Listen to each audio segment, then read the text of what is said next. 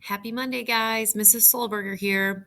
I'm just going to take a few minutes to review comparing decimals and then explain what I would like for you to do for your assignment today. So, if you look at your screen, I have two decimal numbers written. I have 24 and 34 hundredths, and then I also have 24 and 3 tenths. So, to compare decimals, we did this a few weeks ago.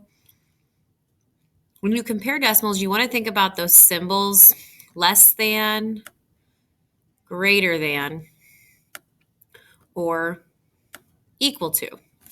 Okay, and one of the things that's going to make this easier is that when we're comparing two decimal numbers, we want to make sure that there is the same amount of digits behind the decimal point in each number. So what I'm going to do here is I'm going to notice this has 24, a 3, and a 4. So it has two digits after the decimal point, whereas 24 and 3 tenths only has one digit after the decimal point. So what I'm going to do to make sure that these are the same is I'm going to go ahead and add on a 0 here. And remember, because it's a decimal, I cannot add on zeros without changing the value. So now both of my decimal numbers have two digits after the decimal point, and I can go ahead and compare them. I've got 24 and 34 hundredths, or I have 24 and 30 hundredths. So 24 and 34 hundredths is the larger number because 34 is bigger than 30.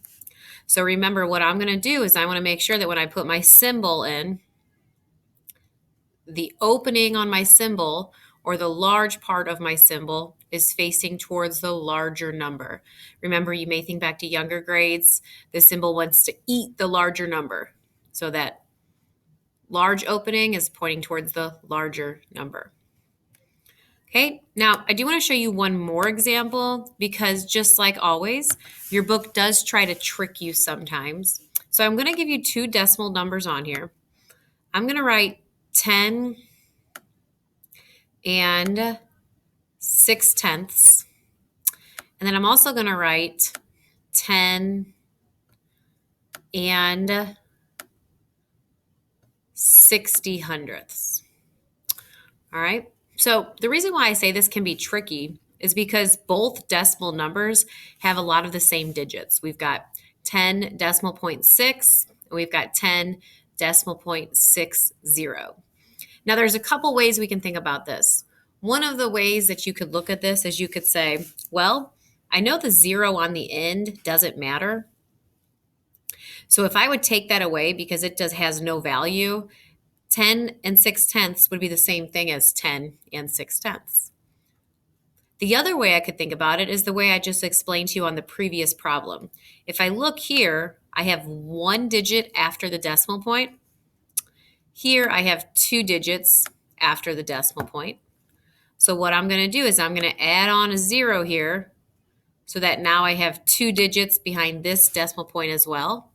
And when I do that, what I end up seeing is that these decimals are actually equal. So even though they may have looked different, they equal the same thing. So when you're doing your assignment today, there may be a few problems like that, and I don't want you to get tricked or stumped on those. All right, so let's take a look at what your assignment is today. It is in Seesaw. It's called Fluency Practice Comparing Decimals. I'm going to go ahead and open this up.